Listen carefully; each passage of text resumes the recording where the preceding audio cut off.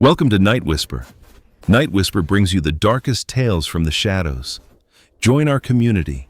Subscribe, leave a like, and prepare yourself for stories that will haunt your dreams. I never wanted to work the night shift at Summit Ridge Weather Station. But when 3 months of unemployment and a pile of rejection letters later, an email arrived at 2 a.m. offering me the position, I accepted it even before I finished reading the job description. That was my first mistake. The weather station sat at 8,200 feet, perched on the edge of Summit Ridge in the White Mountains of New Hampshire. I started in January. The kind of January where your breath crystallizes before it leaves your mouth, where exposed skin goes numb in under 30 seconds, where the wind doesn't just howl, it screams. My supervisor, a man named Thomas Garrett with weathered hands and eyes that had seen too many winter storms, met me at the base parking lot. The actual station was another 40 minutes up a winding mountain road that required chains, even with four-wheel drive. "You read the handbook?" he asked as we began the ascent. "Yes," I lied. I'd skimmed it. Something about recording atmospheric data, monitoring equipment, and following standard protocols. "Good." He kept his eyes on the road. "The rules are in there. You follow them exactly. No exceptions." "Of course. I mean it." His knuckles went white on the steering wheel. "The last 3 night observers who didn't follow the rules, they're not with us anymore." I assumed he meant they'd quit. I didn't ask for clarification. Summit Ridge Weather Station looked like something from a 1950s government facility. Concrete walls 3 feet thick, narrow windows with steel shutters, a communications array on the roof that groaned and swayed in the wind. The kind of place built to withstand anything nature could throw at it. Or maybe it was built to keep something in. The interior was just as cold as the mountain outside. Thomas showed me the observation deck, where banks of ancient computers hummed and whirred next to modern digital equipment. Weather balloons hung from hooks on one wall. Seismographs scratched rhythmic patterns on rolling paper. Temperature gauges, barometric pressure sensors, wind speed monitors, all of them clicking and whispering in their own mechanical language. "You work alone," Thomas said. 12-hour shifts, 7 p.m. to 7 a.m.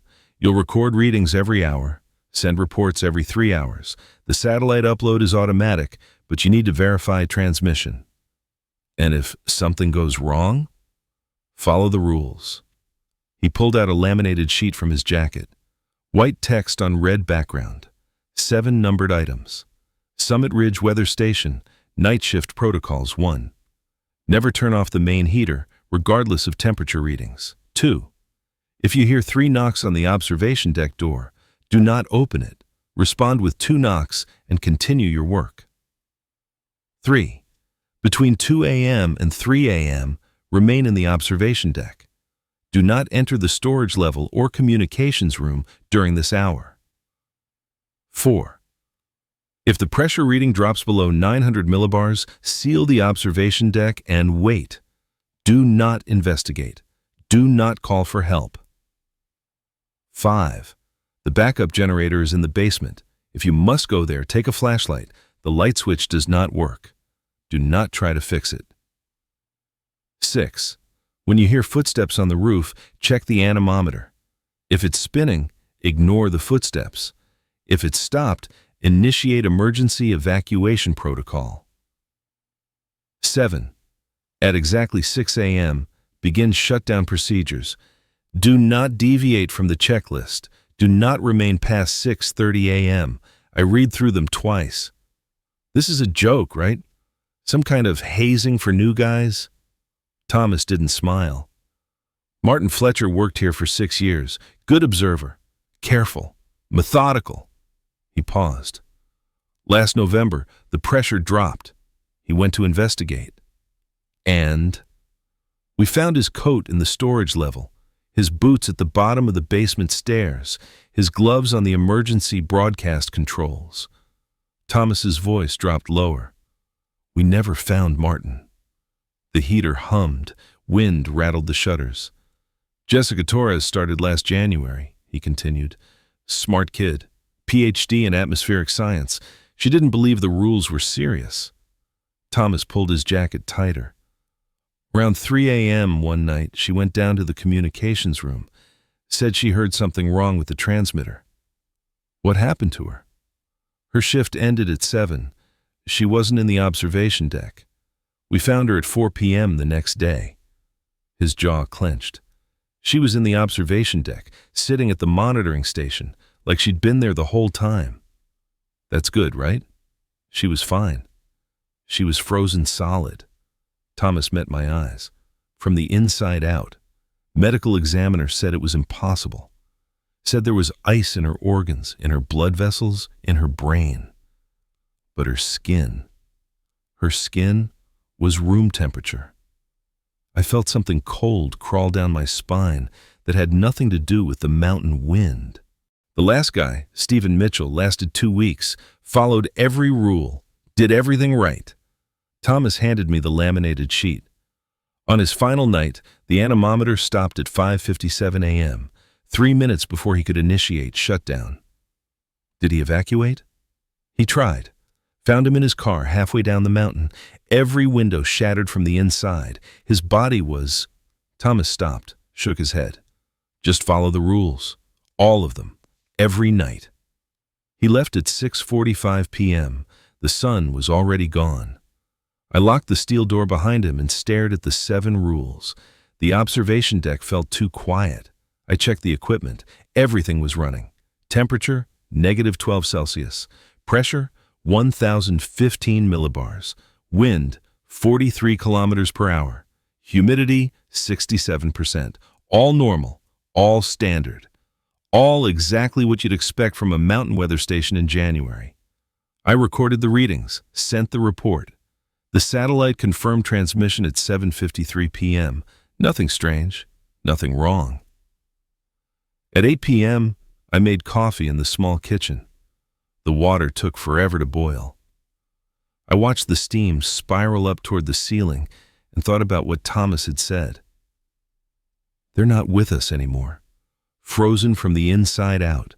Follow the rules. At 9 p.m., I did another round of readings. Temperature was dropping, pressure was steady, wind speed increasing. I noted everything in the log with the careful penmanship of someone who wants to prove they're competent. At 9:45, the heater kicked off. Just stopped. The hum that had been a constant background noise suddenly gone. The room temperature was 21 Celsius, comfortable, normal, the kind of temperature where you'd want to turn the heater down, save some energy, let it rest. I looked at Rule 1. Never turn off the main heater, regardless of temperature readings. But it had turned itself off. That was different, right? The rule said, never turn it off. It didn't say anything about turning it back on if it shut itself down. I walked over to the heater controls. Old analog system, simple on-off switch with a temperature dial. I reached for the switch. 3 knocks. Sharp. Deliberate. Metal on metal. On the observation deck door. I froze.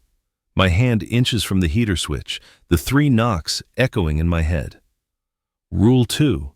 If you hear 3 knocks, do not open it. Respond with 2 knocks and continue your work. The door was solid steel. No window, no peephole. I couldn't see what was on the other side. I walked to the door, raised my fist, knocked twice. Silence. The wind picked up outside. The shutters rattled harder. I turned back to the heater and flipped it on. It hummed to life immediately, like it had been waiting. At 10 p.m., I did the next readings. Everything was normal. I sent the report. The satellite confirmed. Nothing wrong. At 11 p.m., I heard footsteps above me. Not on the roof. Inside the walls.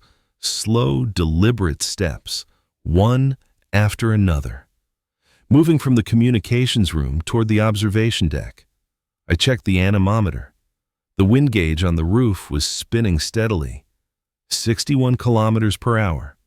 Normal for a winter storm on Summit Ridge. Rule 6 said to check the anemometer if I heard footsteps on the roof. The anemometer was spinning, so I should ignore the footsteps. But these footsteps weren't on the roof. They were inside. They stopped right above the observation deck, directly over my head. I stared at the ceiling. The footsteps started again, pacing, back and forth, back and forth. Nobody was supposed to be here. I was alone. The station was locked. The mountain was deserted for 20 miles in every direction. The footsteps continued for 11 minutes, then stopped. At midnight, I recorded readings. Temperature, -15 Celsius. Pressure, 1,012 millibars. Wind, 64 kilometers per hour. Humidity, 71%. All normal, all expected for a winter storm intensifying. I sent the report. The satellite confirmed at 12:07 a.m. At 1 a.m., the power flickered, just once. The lights dimmed for half a second, the computers stuttered, and then everything returned to normal. I checked the generator status. Primary power was fine. Backup generator was on standby. Everything functioning. At 1:32 a.m., I heard the 3 knocks again, on the observation deck door. I followed Rule 2. Knocked twice, continued my work. At 1:53 a.m., the pressure alarm beeped. I looked at the gauge. The needle was dropping. Fast. 1,006 millibars. 998. 987. 973. At 1:59 a.m., the pressure hit 899 millibars. Just 1 millibar below 900, Rule 4 echoed in my head. If the pressure reading drops below 900 millibars, seal the observation deck and wait. I grabbed the steel door's locking wheel and spun it. Heavy bolts slammed home. The observation deck was now sealed. The pressure kept dropping. 887, 871, 863. At 2:03 a.m., it hit 855 millibars and stabilized. The wind outside had gone completely silent. That wasn't normal. 855 millibars would indicate an intense low-pressure system. Category 5 hurricane territory. The wind should have been screaming. The station should have been shaking. But there was only silence. At 2:04 a.m., the footsteps started again. But this time, they were on the stairs leading down to the storage level. Going down. Step by step, slow and methodical. I looked at Rule 3. Between 2 a.m. and 3 a.m., remain in the observation deck. I wasn't planning to leave. The footsteps reached the bottom of the stairs. I heard a door open, the door to the storage level, the heavy creak of hinges that hadn't been oiled in years, then footsteps again. But now they were in the storage level, walking, searching, moving things, the sound of metal scraping on concrete, something heavy being dragged. At 2:17 a.m., I heard breathing. Not mine. Mine was fast and shallow and panicked. This breathing was slow, deep, rhythmic, like something sleeping, or like something that had been holding its breath for a very, very long time and was finally allowed to exhale.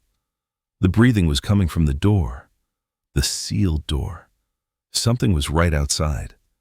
I backed away from the door until my shoulders hit the far wall. My heart hammered against my ribs. My mouth was dry. The heater hummed its constant background drone. The breathing continued for exactly 43 minutes. At 3 a.m., it stopped. The silence that followed was worse. I waited 10 minutes, 20, 30. At 3:37 a.m., The pressure alarm beeped again. The needle was rising. 898 millibars. 923.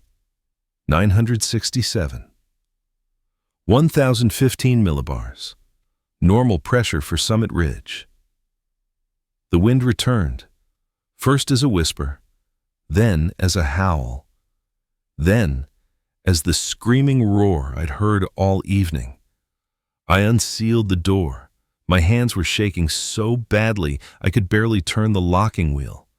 The hallway beyond was empty. At 4 a.m., I did the readings. Everything was normal. I sent the report. The satellite confirmed. Nothing wrong. At 4:38 a.m., the main power died. Complete darkness. Every light, every computer, every gauge and sensor and monitor went black. The only sound was the wind outside and the complete absence of the heater's hum. I fumbled for my flashlight, clicked it on. The beam cut through the darkness of the observation deck. I needed to start the backup generator. Rule 5. The backup generator is in the basement. If you must go there, take a flashlight. The light switch does not work. Do not try to fix it. I didn't want to go to the basement. I didn't want to leave the observation deck. I didn't want to be in the dark in a government facility on top of a mountain where people had frozen from the inside out and disappeared and died in locked cars. But without power, I couldn't monitor anything, couldn't send reports, couldn't do my job. I took the flashlight, opened the observation deck door. The hallway was pitch black. My flashlight beam trembled as I walked to the stairs. The basement stairs descended into darkness so complete it seemed to swallow my flashlight's beam. 23 steps. I counted each one. The basement smelled wrong, like copper and old machinery, and something sweet that I didn't want to identify. My flashlight beam found the generator at the far end, a massive diesel unit that looked like it was from the 1960s. I walked toward it. The beam swept across the room. There was a light switch by the door, a standard switch, the kind you'd flip without thinking. Rule 5 said it doesn't work, said not to try to fix it. But why? What happened if you tried? I reached the generator, found the startup controls, pressed the ignition. The generator coughed, sputtered, coughed again. Died. I tried again. Same result. Behind me, I heard something move in the darkness, something large, something that breathed. I spun around. My flashlight beam cut across the basement. Nothing. Empty concrete, old equipment, shadows. But I heard it, the slow, rhythmic breathing. I tried the generator again. This time, it caught. The diesel engine roared to life. Lights flickered on throughout the basement, harsh fluorescent light. And I saw what was breathing. In the corner of the basement, barely visible in the fluorescent glare, there was something standing. It looked human, almost human. The height was right. The shape was right. But the proportions were wrong. The limbs were too long. The head was the wrong shape. And where its face should have been, the lights went out. The generator was running. I could hear it. But the lights had gone out. Just in the basement. Just where I was standing. I ran for the stairs. My flashlight beam bounced wildly as I took them 3 at a time. The breathing followed me, fast, too fast, not human. I burst through the basement door and slammed it behind me. The observation deck had power. Everything was on. Everything was running. At 5:01 a.m., I recorded readings. My hands shook so badly I could barely write. Temperature, -18 Celsius. Pressure, 1,023 millibars. Wind, 59 kilometers per hour. All normal. At 5:27 a.m., I heard footsteps on the roof, multiple sets, moving in circles around the communications array. The kind of pattern people make when they're looking for something, or when they're surrounding something. I checked the anemometer. The wind gauge wasn't spinning. It wasn't moving at all. But the wind sensor inside the observation deck registered 62 kilometers per hour. The anemometer outside was stopped. Rule 6. When you hear footsteps on the roof, check the anemometer. If it's stopped, initiate emergency evacuation protocol. But I couldn't evacuate, not yet. It was only 5:27 a.m. Rule 7 said I couldn't begin shutdown until exactly 6 a.m. The footsteps continued, more of them now, dozens, all circling the station. At 5:39 a.m., something scratched at the observation deck windows. Long, slow scratches, metal on glass, but the windows were on the second floor, 20 feet above the ground. Nothing could reach them. Nothing natural. The scratching continued. At 5:53 a.m., the pressure alarm beeped. The needle dropped again. Fast, faster than before. 897 millibars, 853, 819.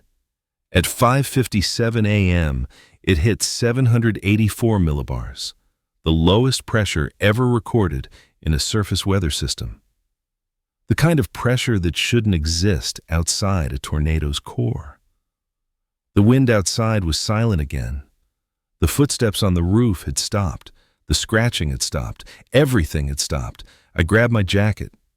The emergency evacuation protocol was clear. When the anemometer stops, you leave immediately. You don't wait. You don't check anything else. You just go. But it was only 5:57. 3 minutes until 6 a.m. 3 minutes until I could legally begin shutdown procedures. The rules said I couldn't deviate. Rule 7 was absolute.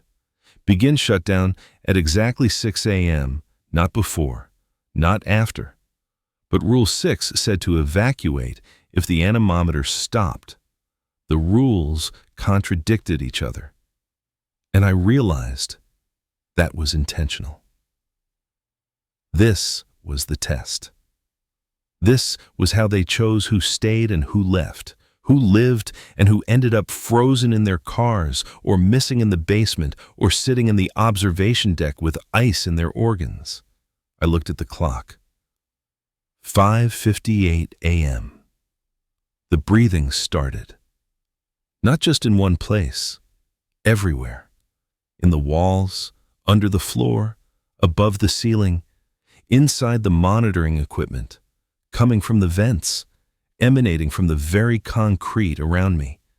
Slow, deep, patient, like something enormous finally allowing itself to exhale after holding its breath for decades. I made my choice. I grabbed my keys, headed for the door. The locking mechanism fought me. The wheel that should have turned smoothly was stuck.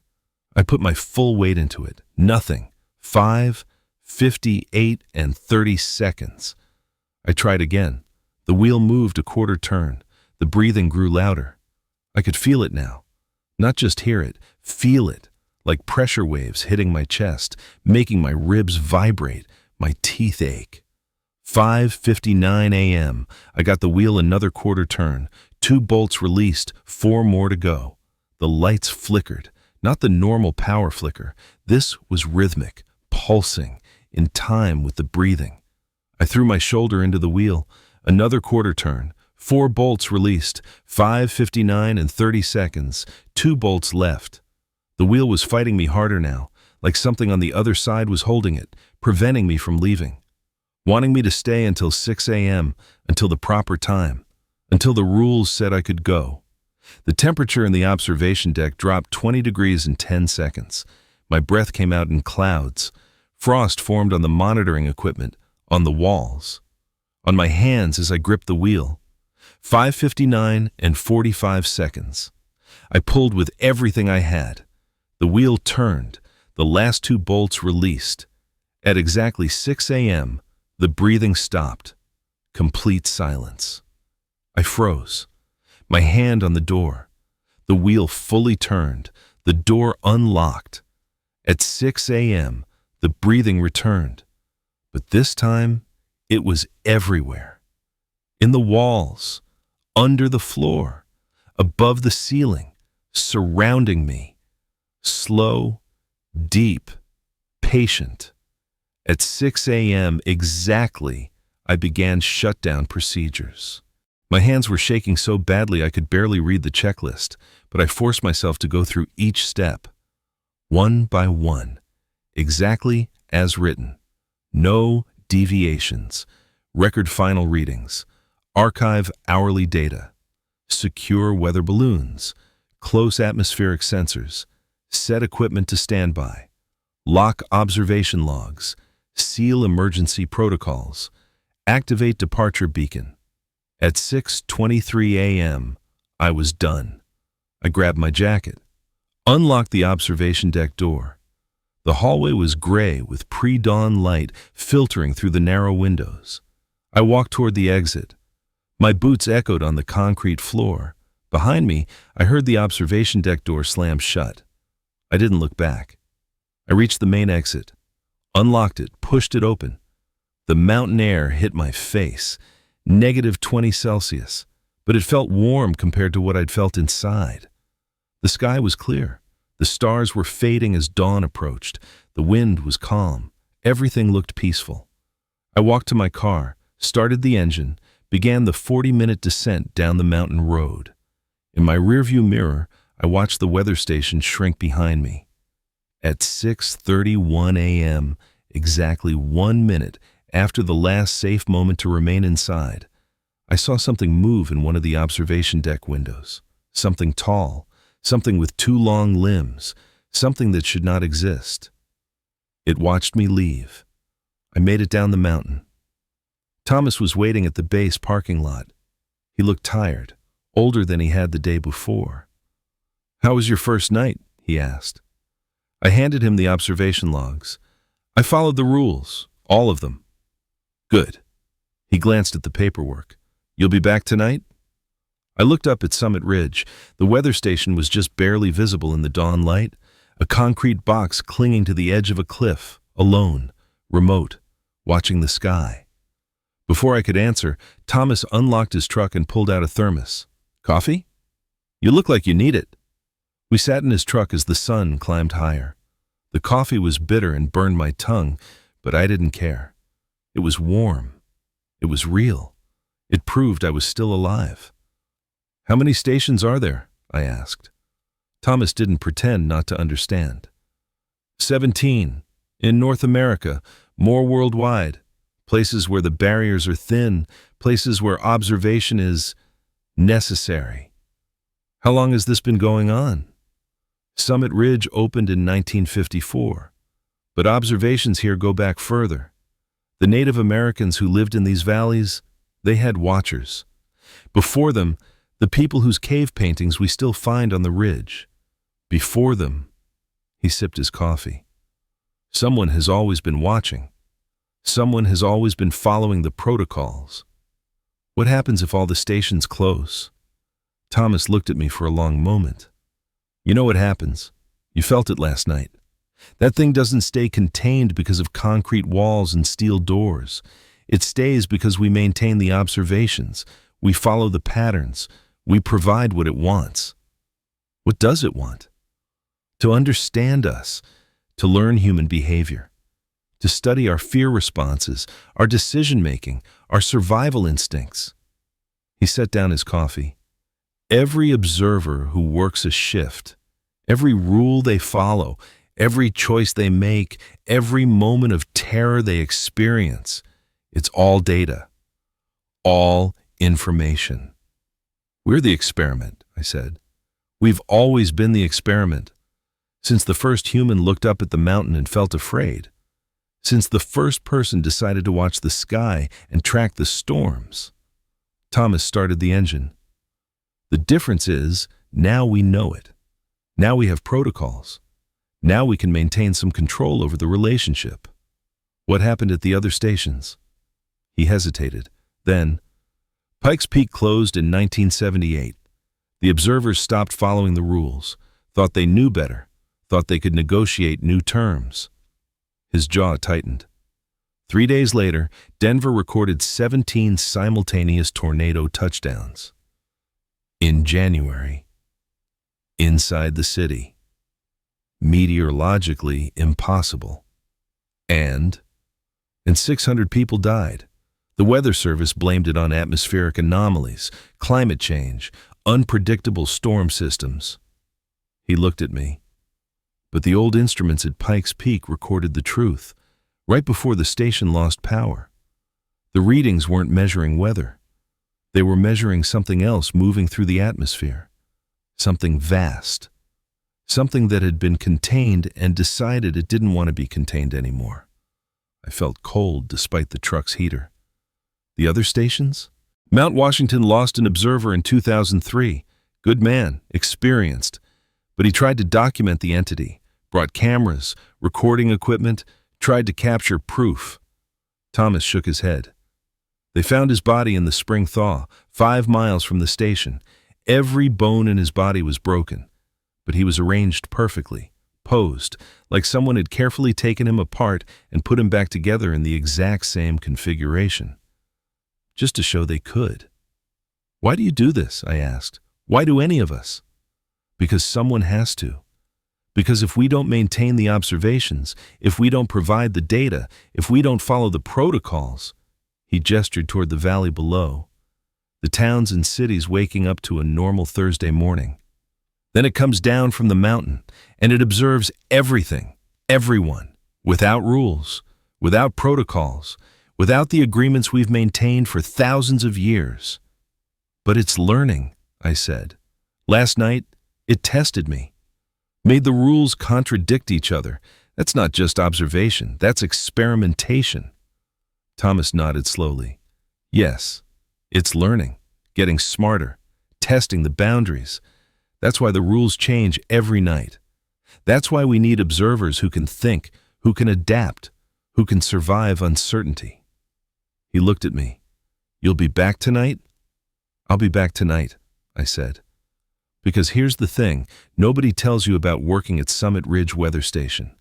The first night is the test. If you follow the rules, if you survive until 6:30 a.m., if you make it down the mountain, then you're part of something. Something old. Something that's been monitoring more than just atmospheric pressure and wind speed and temperature gradients. Thomas handed me back the logs. The rules might change, he said. Every night is a little different, but the core stays the same. Pay attention. Be careful. Follow whatever rules are given that night. What's actually up there? I asked. What's in the station? Thomas looked at me for a long moment. Something that was here before we built the station. Something that's always been here. On this mountain. In these peaks. He paused. We made a deal with it, long time ago. We monitor it, record its patterns, keep track of its cycles. In exchange for what? In exchange for it staying up there, instead of coming down here. He pointed toward the valleys below, toward the towns and cities and the millions of people who would never know what lived above them. As long as we follow the rules, as long as we maintain the observations, as long as someone's always watching, it stays contained. And if we don't? Thomas didn't answer. He didn't need to. I went home, slept, ate, checked the rules again. At 6:45 p.m., I drove back up the mountain. The sun was setting, the temperature was dropping, the wind was building to another winter storm. Thomas handed me the laminated sheet. The rules were different. Not completely, but different. Rule 3 now said to avoid the storage level between 1 a.m. and 2 a.m. instead of the communications room between 2 a.m. and 3 a.m. Rule 6 mentioned a different weather instrument, the barometer instead of the anemometer. Small changes, but important. Why do the rules change? I asked. Because it's learning, Thomas said. Learning our patterns, learning our schedule, learning how to test us. He zipped his jacket. So we have to keep changing, keep adapting, keep it guessing. How long has this been going on? The station opened in 1954, but the observations started long before that. Different methods, different equipment, same purpose. How long before that? Thomas walked to his truck. There are cave paintings on Summit Ridge. From before the Native Americans came here, before humans settled North America. The paintings show figures on the mountain, watching, recording, maintaining. He drove away. I locked the steel door behind me and stared at the new rules. It's been 3 months now. I work the night shift, 7 p.m. to 7 a.m., 12 hours, alone, following whatever rules are given to me that night.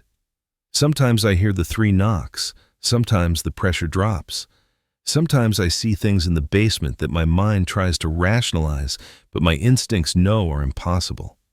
And every night at exactly 6 a.m., I begin shutdown procedures. Every night I make it down the mountain before 6:31 a.m. Every night I watch the observation deck window and see something tall watching me leave. But something has changed in the past few weeks. The observations aren't contained to Summit Ridge anymore. I started noticing patterns, reports on the news that didn't make sense, weather anomalies in places that shouldn't have them, impossible atmospheric readings from research stations across the country. A meteorological station in Alaska reported pressure readings of 300 millibars. The entire facility evacuated. They found the building intact the next day. Empty. No signs of the 12-person crew. Just observation logs filled with coordinates that pointed to population centers. Seattle, Vancouver, Anchorage. A climate research facility in Colorado shut down after observers reported compliance issues with standard protocols. The official statement mentioned equipment malfunction. But I found the real report. Someone leaked it online before it was scrubbed. The observers had heard breathing. In the walls, under the floor, just like Summit Ridge. And when they tried to leave, the doors wouldn't open until exactly the time specified in their protocols. A weather balloon launch facility in Montana went dark for 72 hours. When communication resumed, the staff claimed they'd lost power. But thermal satellites showed the building maintaining normal temperature the entire time. Someone was in there, maintaining operations, following protocols. And the rules at Summit Ridge keep changing. Not just small variations anymore, complete rewrites, new protocols added, old ones removed. Last week, Rule 8 appeared. If you observe frost patterns forming mathematical sequences, document but do not interpret. Report to expanded observation coordination. 2 days ago, Rule 9. Between 4 a.m. and 5 a.m., monitor emergency broadcast frequencies. You may receive instructions from other facilities. Acknowledge but do not respond. Yesterday, Rule 10. If you see lights moving in geometric patterns over the valley, note the time and configuration. This is expected behavior during expansion phase. The expansion phase. That's what they're calling it now. Thomas brought it up last week. Sat me down. Showed me classified documentation. Maps of North America covered in pins. Red for active observation sites, blue for historical sites, black for sites that had experienced containment failure. There were 37 black pins. The entity at Summit Ridge isn't unique, Thomas explained. There are 17 different observation subjects, different manifestations, different protocols, different agreements. He pointed to the map. This one, your site, it's been the most stable, the most predictable, the easiest to work with. What about the others? Some are worse. Some require daily observations. Some require teams instead of solo observers. Some, he paused, some require more than just observation. What does that mean? He didn't answer directly. Instead, there's a facility in Nevada, desert location. They have 14 rules. Rule 13 requires the observer to enter the containment area at 3 a.m. and remain for exactly 17 minutes. They lose an observer every 8 months. But if they don't maintain the protocol, readings indicate the entity begins moving toward Las Vegas. Population 2.3 million. That's insane. That's observation. Thomas closed the folder. We don't make the rules. We just follow them. We maintain the agreements. We provide what's required to keep things contained. But Summit Ridge is expanding. You said it yourself. The expansion phase. Yes. He looked tired, ancient. After 72 years of stable observation, the entity has decided it's learned enough. It's ready for the next phase. Broader observation, multiple sites, coordinated protocols. Coordinated with what? Thomas pointed at the map, at the red pins, at the observation sites scattered across the continent. With the others, all 17 subjects. They're all entering expansion phase simultaneously, all within the same 6-month window. I stared at the map. That's not coincidence. No, that's coordination. They're working together. They've been separate, individual, each one maintaining its own observation site, gathering its own data. But now, he traced a line connecting several red pins. Now they're synchronizing, sharing information, preparing for something. Preparing for what? Thomas looked at me, and I saw something in his eyes I'd never seen before. Not fear, not resignation. Something worse. Understanding. The observations were never about weather, he said quietly. Weather was just the excuse, the cover story. The reason we could justify having people alone in remote locations following inexplicable rules. Then what? The observations were about human behavior. Specifically, how humans behave when confronted with the impossible. How we adapt. How we create systems and protocols and rules to manage things we don't understand. How we maintain structure in the face of chaos. He pointed at me. You followed contradictory rules last night. The anemometer stopped at 5:57. Rule 6 said evacuate. Rule 7 said don't begin shutdown until 6 a.m. You chose to attempt early evacuation. And you survived. So they now know how humans make decisions under extreme pressure when rules conflict. They know what we prioritize, self-preservation over protocol compliance, fear over trust in systems. They're learning how to control us. Thomas nodded. They're learning what rules we'll follow, what rules we'll break, how much fear is required to make us compliant, how much contradiction causes us to abandon structure entirely. And when they've learned enough, he closed the folder. Then the expansion phase ends, and the implementation phase begins. Last week, a new observer started. A kid named Patrick Reeves, fresh out of meteorology school, eager, confident. He read the handbook. I gave him the rules. Thomas explained what happened to Martin and Jessica and Stephen. Patrick smiled. I'm sure I'll be fine. I'm a rational person. I don't believe in ghost stories. 3 nights later, Patrick's car was found at the base parking lot. Empty. Keys in the ignition. Engine still running. The observation logs were on the passenger seat. The last entry was recorded at 2:57 a.m. We never found Patrick. Last night I worked my shift, followed the rules, did everything exactly right. But something new happened. At 4:13 a.m., my phone buzzed. A text message from an unknown number. It said, "We appreciate your dedication. The next phase begins soon. Prepare for expanded observations." I showed Thomas this morning. He went pale. "What does that mean?" I asked. "I don't know." He stared at the message. The rules have been changing, but slowly, gradually. This is different.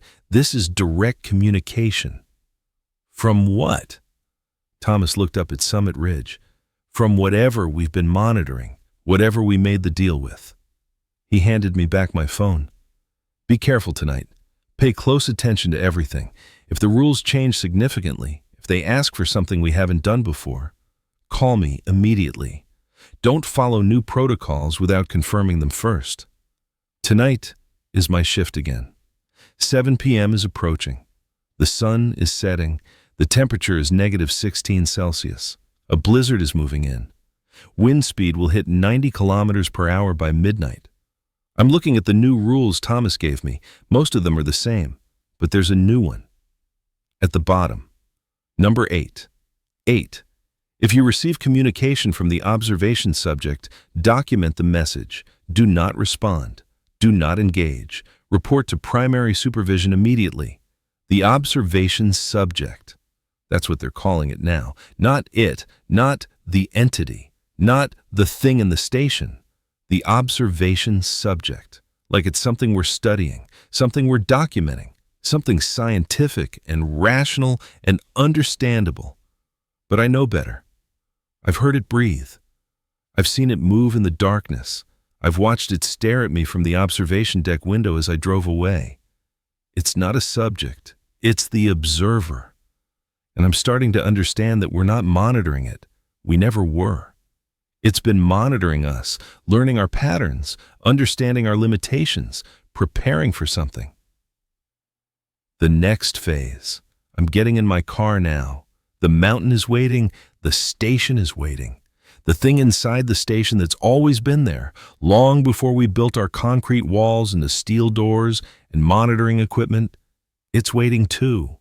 Tonight, I'll follow the rules, all 8 of them, exactly as written. And at 6:30 a.m., if I make it down the mountain, I'll tell Thomas what I learned. If I don't make it down, well, the station always needs new observers.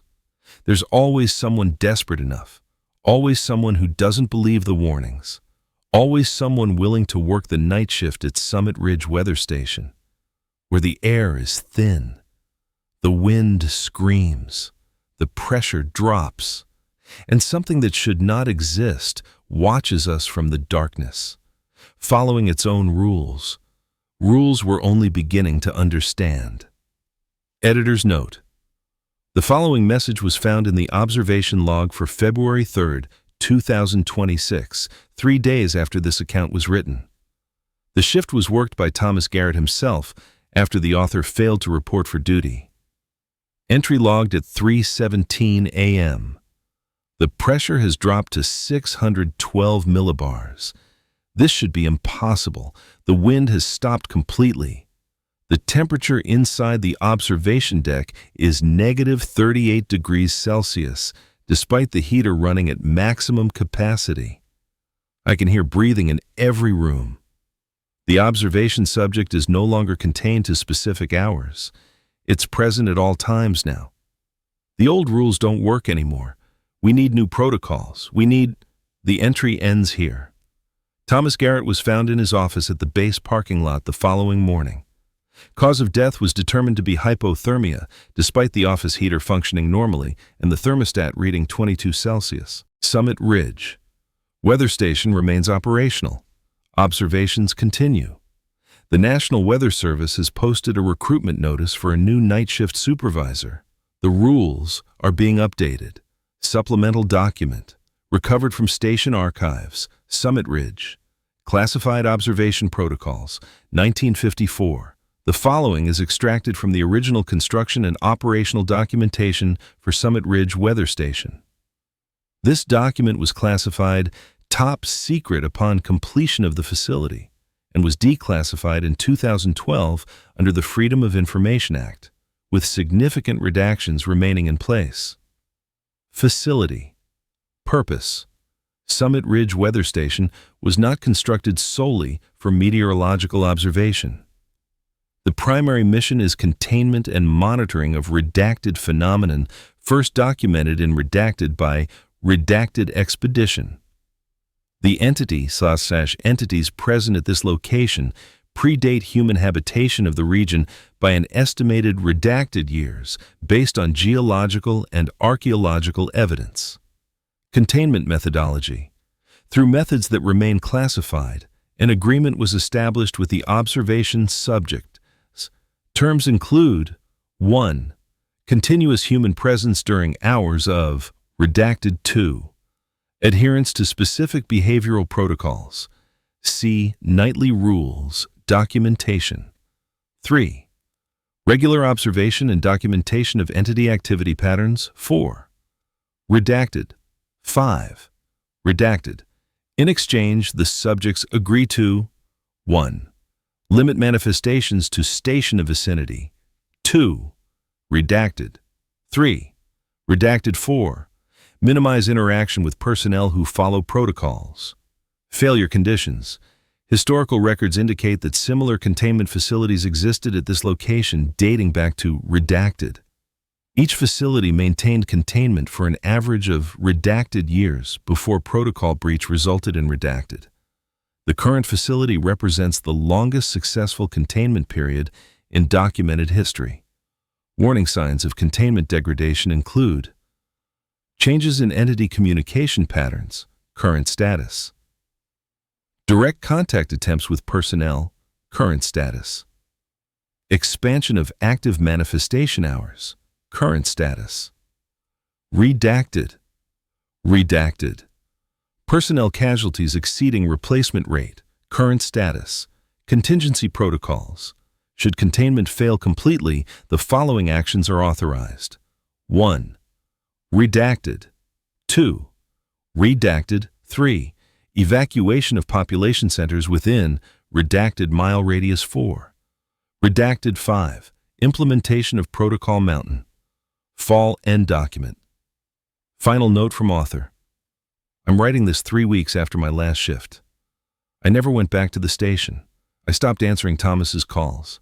I moved 200 miles away, but last night at 3:17 a.m., my phone buzzed. Unknown number. The message said, "We see you. Distance is irrelevant. The observations continue." And this morning, when I woke up, there was frost on the inside of my bedroom window, in a pattern. 7 lines, like a numbered list, like rules. The first line said, "Never stop running." I don't think that one's meant to help me. I don't know if any of them are. Continuation. 3 months later. The frost patterns appear every morning now. 7 lines, 7 rules. Each day, the rules change slightly. Small variations, minor adjustments, but always 7 rules.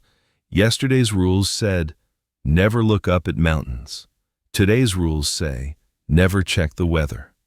I've stopped going outside. I've stopped opening my curtains. I've stopped answering my door. 2 weeks ago, I received a package. No return address. Inside was a laminated sheet. White text on red background. My name printed at the top. Below it, 7 new rules. Personal rules. Rules specifically for me. I'm not going to share what they say. Some things shouldn't be written down. Some knowledge shouldn't be spread. But I'll tell you this, I work the night shift at Summit Ridge Weather Station. I always will. Even here. Even 200 miles away. Even in my locked apartment with all the curtains closed, because distance is irrelevant. Because the observations never stop. Because something on that mountain, something that's been there since before humans learned to record the weather, learned to build shelters, learned to understand that some places should be left alone. That something decided I'm part of its study now. I'm not the observer. I never was.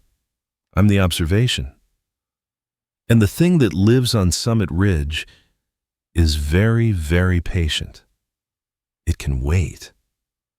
It's been waiting for thousands of years. What's one human lifetime to something like that? Last night, at exactly 3:17 a.m., I heard 3 knocks on my apartment door. I live on the 14th floor. There are no stairs to my door, no balcony, no way to reach my door except through the interior hallway. The building's security cameras showed empty hallways, nobody there, nobody knocking. But I heard them. 3 knocks. Slow, deliberate, patient. I didn't answer. I followed the rules. The personal rules. The ones written just for me.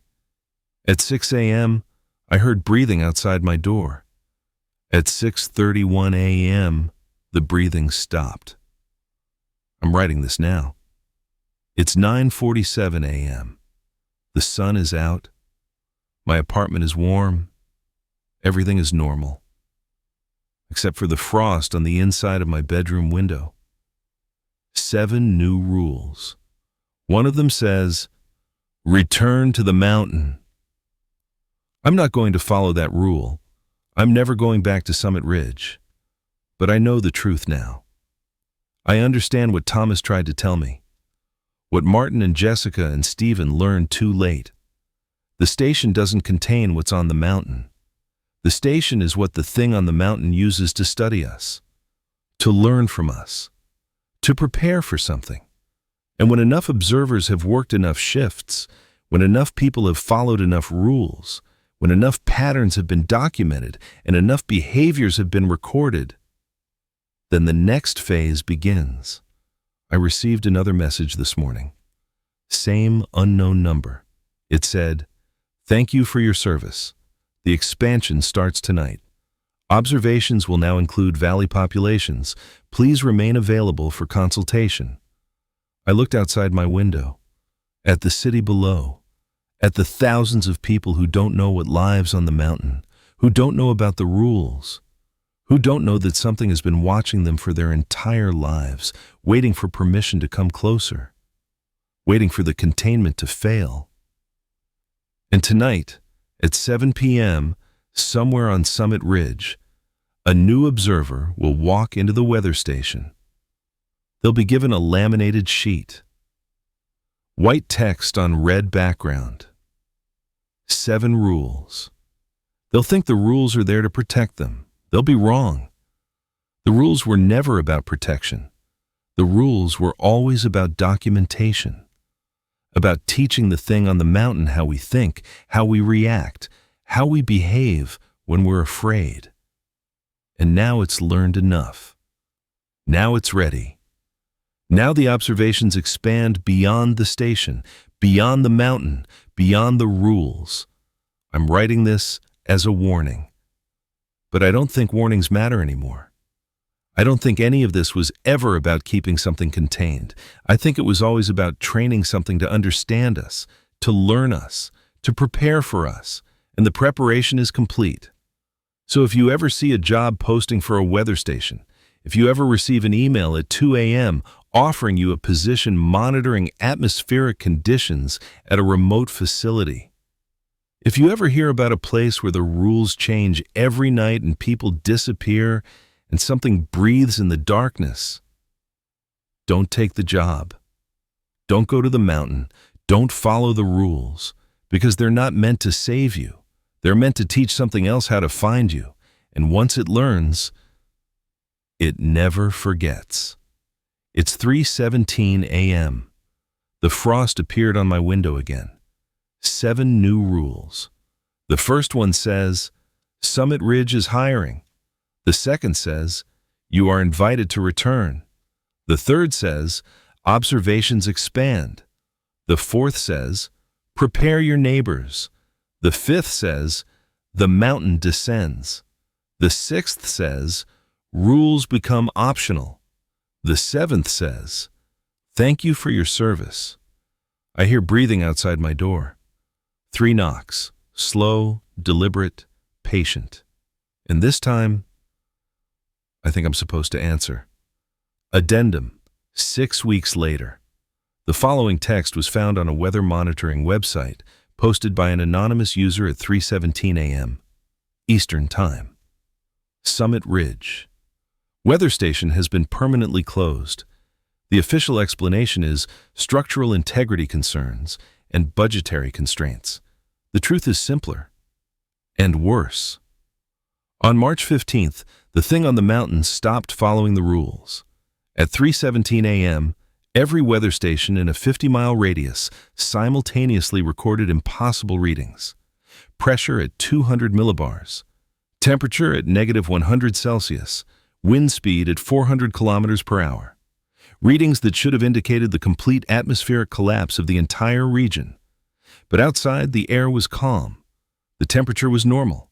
The pressure was standard. The instruments weren't malfunctioning. They were measuring something else, something that doesn't show up on satellite imagery, something that doesn't register on radar, something that only the old instruments, the analog gauges and mercury thermometers and hand-wound anemometers, can detect. At 3:28 a.m., every light in Summit Ridge weather station went out. At 3:41 a.m., the emergency beacon activated automatically. At 4:13 a.m., a response team reached the station. The observation deck was sealed. The steel door was locked from the inside.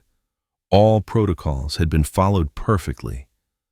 But the observer on duty, a man who'd worked there for 8 years, who knew every rule, who'd survived over 2,000 nights, was gone.